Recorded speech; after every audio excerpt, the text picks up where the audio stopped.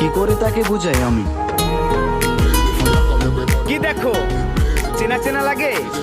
এখনো তো ফলোই দেওনি আমাকে।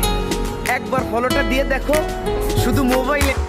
মাশাআল্লাহ, আমার যে চেহারা, 5টা ছবি তুললে আসলে পাগল বন্ধু করি